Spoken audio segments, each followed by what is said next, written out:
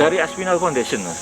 Jadi gini, ini programnya adalah kerjasama antara Kementerian Lingkungan Hidup dan Kehutanan ya, KLHK itu bersama Aspinal Foundation merangkul perhutani karena lokasinya perhutani ya. Jadi kan jadi kombinasi bertiga itu. KLHK karena memang otoritanya satwa dilindungi kan ya, mereka yang memantau. Terus Aspinal Foundation lebih ke operasional, teknis dan expert dan macam-macamnya semuanya, dokter hewan, tenaga ahli dan macam-macam sampai operasional biayanya juga dari Aspinal Foundation. Nah inilah sisi-sisi lain yang dibantu oleh organisasi-organisasi internasional yang memang punya komitmen untuk membantu negara-negara daerah tropis untuk memulihkan lagi keragaman hayatinya. Minimal menjaga lah ya kalau sampai semakin habis.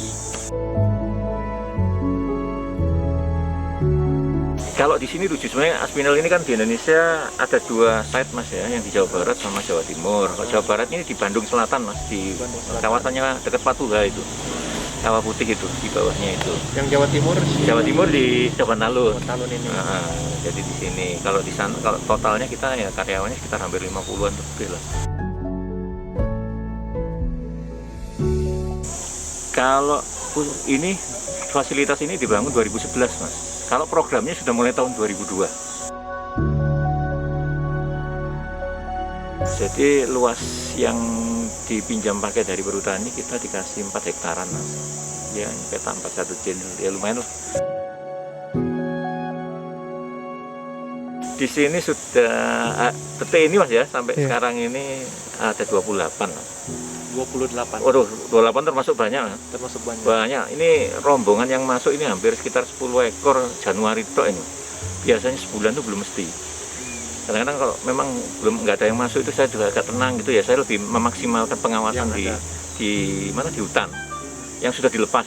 Yang sudah dilepas itu juga kita monitoring. Kira-kira berapa Pak yang udah dilepas? Yang dia sekitar 112-an. 112. Mulai tahun 2011 tadi ya. 112 itu yang kita lepas ya. Kalau yang berkembangnya sudah hampir 150-an. Tapi nggak nyebar di sini. Dia nyebar di hutan Malang Selatan ya, hampir sebagian besar di Malang Selatan. Terus yang 40%-nya ada di sekitar kantong di hutan lindung Sepan Talun.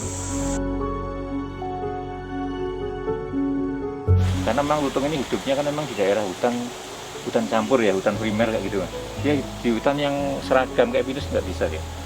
Dia makanannya daun. Nah, hampir 90% makanannya daun, sisanya itu ya buah-buahan yang sepot-sepot itu kalau di kita nggak enak dimakan. Kirain malah banyaknya tuh buah-buahan. Nah, kalau buah-buahan itu yang monyet ekor panjang itu. Nah, yang monyet ekor panjang beda. Ini makanya ini kan termasuk leaf monkey ya, jadi monyet makan daun yang punya keunikan organ dalamnya memang dia bisa, kalau kita ini kalau terlalu banyak serat juga ya akan diare terus. Kalau mereka memang meskipun seratnya agak panjang kasar gitu, ada semacam enzim yang bisa mencerna selulosanya dia, jadi makanya punya keunikan sendiri di sistem pencernaan. Nah ini masalahnya gini Mas, dari kasus banyaknya perdagangan, perburuan ya yang sempat ya sampai sekarang pun masih banyak. Lagi buktinya nih yang baru datang ini juga, ini kan lutung-lutung yang baru datang dari sitaan dari Polda Jateng sama Jatim kemarin. Ya, kondisinya emang ada yang sudah ada pelurunya juga di sini, ada ya, tapi ya alhamdulillah udah kondisinya udah bagus lah. Segera ditangani. Nah ini masalahnya kan memang ternyata di tengah kita berupaya untuk melakukan rehabilitasi hingga nanti disiapkan lagi untuk dikembalikan ke alam ya, ke habitatnya. Ternyata memang di mana-mana masih perburuan, masih marak, ini agak repot juga ya. Memang sisi edukasi memang juga pada bagian masyarakat ini kan harus paham, minimal jangan sampai melihara lah ya. Atau membeli wis ditahan deh, kalau membeli mending kucing Persi atau apalah yang bagus-bagus kan. Ya walaupun toh kadang-kadang dulu itu ada yang namanya lutung yang masuk itu kan kadang-kadang lutung peliharaan yang sudah ikut tuannya lama toh, yang makannya roti, nasi. Ya memang sulit, semakin lama dipelihara itu akan treatmentnya akan semakin sulit. Nah itu kan makanya di sini ya minimal kita nggak bisa menghilangkan memori dia selama ke belakang itu ya, tapi sudah kita bekali kemampuan survivalship, jadi pengenalan daun-daun, terus motoriknya untuk manjat pohon karena dia hidupnya di atas pohon, terus kenal sama individu lain, jantan ya ke betinanya oke, betina ke jantannya ya oke. Ya itu sih sebenarnya kurikulum dasarnya untuk rehabilitasi itu mengenalkan. Jadi ibaratnya ini kan sekolahannya itu loh. Kalau sudah oke, nanti akan kita observasi, oh bagus ini perilakunya, udah kita lepas liarkan. Yang dewasa itu diambil untuk dagingnya untuk dimakan lah, dikonsumsi lah ya. Dikonsumsi ini untuk ada di bagian-bagian tertentu organ dalamnya itu memang untuk dimanfaatkan ya. Orang-orang punya mitos kalau punya penyakit gatal tuh masih pakai itu ya, limfanya, hatinya, terus pokoknya organ-organ dalam sama kulitnya ini juga untuk sesek katanya lah, ini katanya, tapi ini kan sudah dibantu sama rekan-rekan dari ahli gizi di Unair itu kan juga bahwa ini memang tidak bisa. Kalau memang mau protein tinggi bagi yang kaum lelaki, mbok ya kuda apa kambing kan ya bagus, nah ngapain juga daging satwa liar yang belum jelas kesehatannya kan gitu. Nah terus yang anak-anaknya otomatis akan mendorong mereka untuk dijadikan satwa peliharaan atau pet animals. Jadi ya ini tadi, makanya rata-rata perdagangan yang tinggi memang lutung ini rata-rata usia 6 bulan ke bawah, dan itu rentan apa ya, rentan mati Mas, karena stresnya tinggi kan, dipisahkan dari anaknya. Kadang-kadang anak itu juga ada pelurunya juga di sini. Sebenarnya bukan niat nembak anaknya, niat nembak induknya. Namanya induk ya mesti kan berusaha melindungi anaknya sedemikian rupa loh. Makanya ya di sini juga mungkin kadang-kadang ya nggak sampai sehari aja nggak sampai udah harus mati. Nah itu kadang-kadang seperti itu, dan ironis juga. Adanya pusat rehabilitasi ini lebih mengarah ke aspek konservasinya sih ya, lebih ke pelestarian. Ya di kebun binatang ada sih memang, tapi kalau itu kan kebun binatang yang memang orang datang untuk lihat bayar karcis. Kalau di sini kan tidak bisa seperti itu. Di sini memang tidak ada karcis, dan memang lutung ya dilihat tentunya dengan syarat dan ketentuan berlaku gitu loh Mas. Karena syaratnya bagaimana? Kalau gini, tahu, Pak. Mereka punya jam-jam kayak kita ini jam istirahat, jam makan, ya, jadi jam dimana kita kondisikan kandang itu situasi benar-benar alami Mas.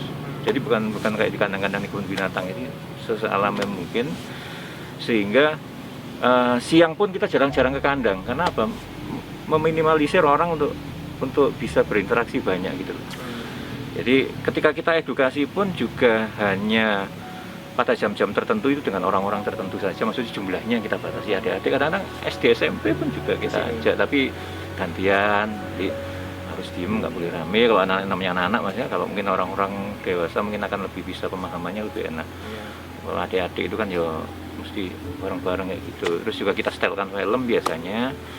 Setelkan film tentang tentang satwa liar Indonesia, khususnya kita ya pendekatannya lutung ya, karena di sini Jawa Timur ini yang paling bisa dikibarkan adalah lutung Jawa, karena nggak ada di tempat lain, yang khususnya yang orange.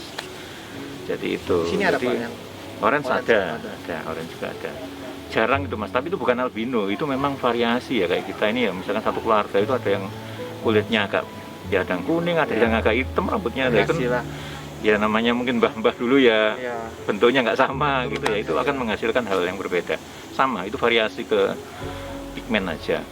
Nah, tapi unik.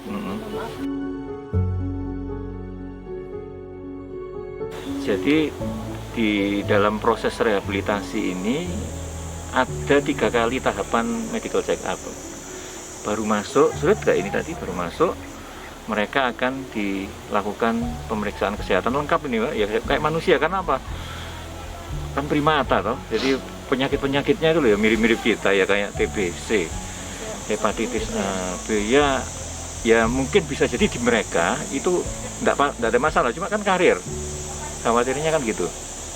Nah, terus penyakit yang seperti kayak HIV, tapi di mereka itu di SIV namanya, simian imunodefisiensi defisiensi virus ya, jadi yang menurunkan kekebalan itu juga ada, semacam kayak leukemianya pun juga ada.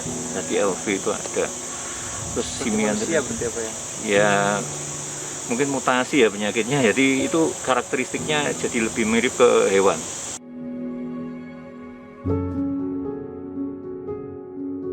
Selama ini memang kita masih di hutan lindungnya Perhutani, baik di Malang Selatan ataupun di ini Coban Talun ke atas, ini kan lumayan bagus nih hutannya, sama di Tahura Air Suryo yang juga bagian atas lereng Anjasmoro biru itu kan bagus hutannya. Dan kenapa dulu dipilih di sini? Justru karena di sini memang perburuannya tinggi, Mas. Oh, di sini 2009 2010 waktu saya asesmen awal lokasi itu, waduh kemana-mana pemburu di mana-mana, Mas, kayak bebas banget. Tapi ya ini malah nggak menyurutkan kami, justru ini yang harus didandani kan. Tapi kan akhirnya pemburu-pemburunya ya orang-orang tani semua ya sekarang sudah enggak.